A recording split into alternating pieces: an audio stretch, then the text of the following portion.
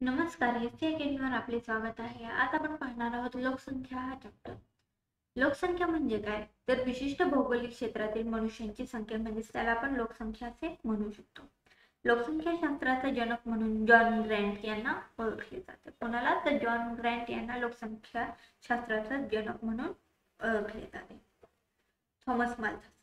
Thomas Malthus यांनी 1798 मध्ये an essay on principles of population या शोध निबंधाद्वारे असा निष्कर्ष मांडला की दर 25 वर्षात लोकसंख्या ही दुप्पट होते. आणि तसेच लोकसंख्येची वाढ ही भूमितीय श्रेणीने होते तर अन्नधान्य वाढ ही गणितीय श्रेणीने होते. आपण इथे बघूयात, लोकसंख्या पालन पोषणाच्या साधनाच्या वाढीच्या वेगेपेक्षा जास्त वेगाने ही वाढत आहे आणि म्हणून मनुष्य गरीब परिस्थितीमध्ये जगतो. मालथसचा सापळा मध्ये काय? तर लोकसंख्या वाढल्यामुळे दरडोई उत्पन्न हे कमी होते. प्रत्येक 25 वर्षांनी लोकसंख्या ही उत्पन्नाच्या दुप्पट होताना दिसत आहे आणि लोकसंख्या ही भूमितीय तर अन्नधान्य हे गणितीय श्रेणीने वाढते.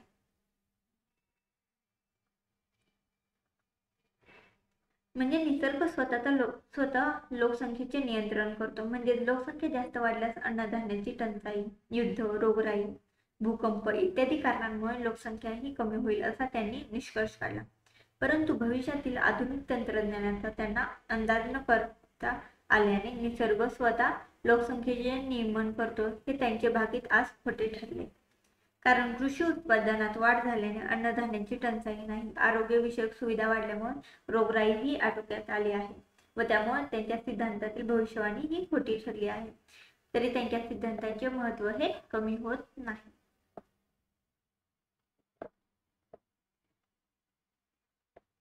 त्यानंतर हार्वे लॅबेस्टाईन 1963 मध्ये त्यांनी काय सांगितलं, तर दरडोई उत्पन्न कमी झाले तर लोकसंख्या वाढते आणि दरडोई उत्पन्न वाढले तर लोकसंख्या ही कमी होईल. त्यांनी त्रिसूत्री मांडल्या, कोणत्या? तर राहणीमानाचा दर्जा, जन्मदर आणि दरडोई उत्पन्न. आपण आता लोकसंख्या वाढीचा परिणाम काय होईल ते पाहूया. लोकसंख्या वाढीचे आर्थिक व सामाजिक विकासावरील परिणाम. तर देशातील नैसर्गिक स्रोतांवरील भार वाढत जाऊन दरडोई उपलब्धता ही कमी होते. त्यानंतर लोकसंख्या वाढली तर वस्तूंची मागणी ही वाढेल आणि वाढत्या नागरीकरणामुळे शहरी सुविधा पुरवणे ह्या कठीण होतील. पारिस्थितिकीवर गंभीर परिणाम होतो. लोकसंख्या वाढीमुळे शासनाला नियोजनासह रचनात्मक सुधारणांवर खर्च करण्याऐवजी मूलभूत सेवांवर खर्च हा करावा लागतो. विकासात प्रादेशिक असमतोलनाची गंभीर अडचण ही निर्माण होते. जगाची लोकसंख्या 1804 मध्ये जगाची लोकसंख्या ही जवळपास 1 अब्ज एवढी होती आणि 31 ऑक्टोबर 2011 पर्यंत ती 7 अब्ज एवढी झाली आहे. UNFPA म्हणजे काय? तर युनायटेड नेशन्स पॉप्युलेशन फंड त्याची स्थापना झालेली होती 1969 मध्ये आणि त्याचं हेडक्वार्टर आहे न्यूयॉर्कला. त्याचं उद्दिष्ट काय होतं? तर प्रत्येक पुरुष, स्त्री व मुली यांना आरोग्य समान अधिकार मिळवून देणे. स्टेट ऑफ वर्ल्ड पॉप्युलेशन या अहवालानुसार 2016 ची थीम काय होती? तर how our future depends on a girl at this decisive age 10.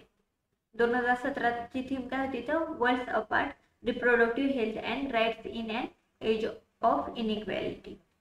2017च्या अहवालानुसार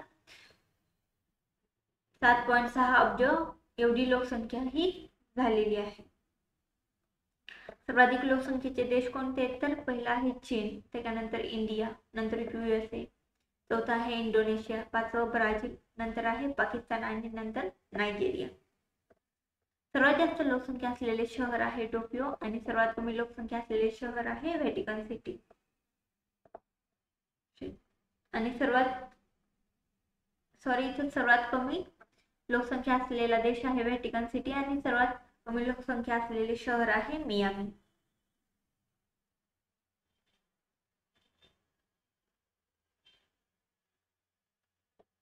आता आपण जनगणनेचे घटक इथं पाहूयात.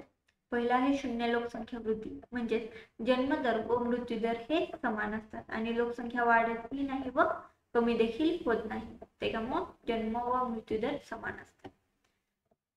त्याला शून्य लोकसंख्या वृद्धी असे म्हटले जाते, कारण की ते इथं बॅलन्स होतात. त्यानंतर आहे लिंग गुणोत्तर. लिंग गुणोत्तर म्हणजे काय, तर दर 1000 पुरुषांमागे स्त्रियांचे असलेले प्रमाण त्याला आपण लिंग गुणोत्तर असे म्हणतो. त्यानंतर आहे माता मृत्यू दर.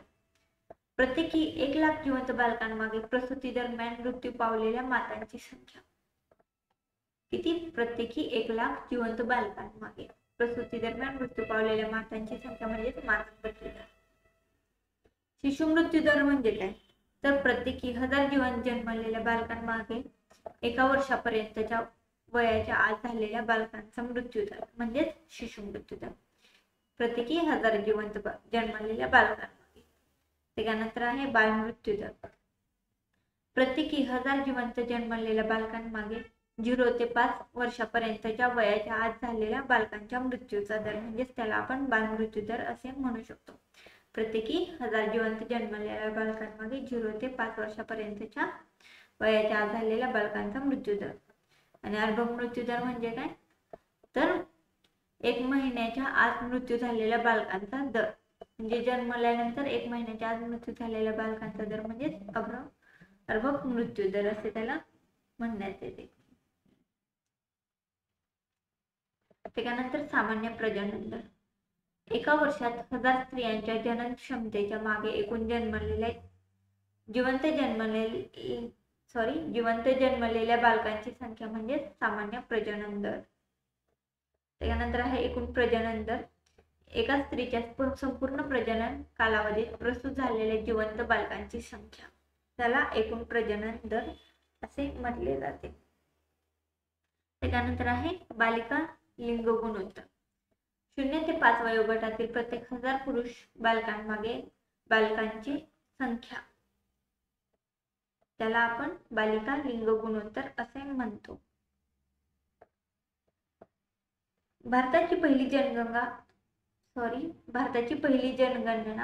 1872 मध्ये झाली. त्यावेळेस व्हाईसरॉय कोण होते, तर लॉर्ड मेयो हे होते. आणि त्यानंतर प्रत्येक 10 वर्षांनी जनगणनेस सुरुवात ही झाली. ती कोणाच्या काळात, तर 1881 पासून लॉर्ड रिपनच्या काळापासून दर 10 वर्षांनी जनगणनेची सुरुवात झालेली होती. 1921 ला लोकसंख्या विषयक महाविभाजन वर्ष असे म्हटले जाते. आणि भारतातील पहिली सार्वत्रिक जनगणना ही 1921 साली सुरू झाली. भारतातील लोकसंख्या वाढीची कारणे काय होती, तर कमी मृत्यू दर, कारण की दुष्काळाचे प्रमाण हे कमी झाले, तसेच साथीचे रोग नियंत्रण देखील कमी झाले, तसे आरोग्याच्या सोयी सुविधा या वाढल्यामुळे जन्मदर हा उच्च आहे आणि मृत्यूदर हा कमी आहे. त्यानंतर स्थलांतर. चौथा आहे आर्थिक घटक म्हणजे गरिबी, दारिद्र्य, अंधश्रद्धा. 5वा आहे सामाजिक घटक कोणता, तर बालविवाह. आणि 6वं दमट हवामान. यामुळे भारतातील लोकसंख्या ही वाढली आहे, किंवा त्याला आपण भारतातील लोकसंख्या वाढीचे कारण असे देखील म्हणू शकतो. इथं आपण लोकसंख्या चॅप्टर मधले मेन ज्या कन्सेप्ट होत्या त्या इथे पाहिलेल्या आहेत.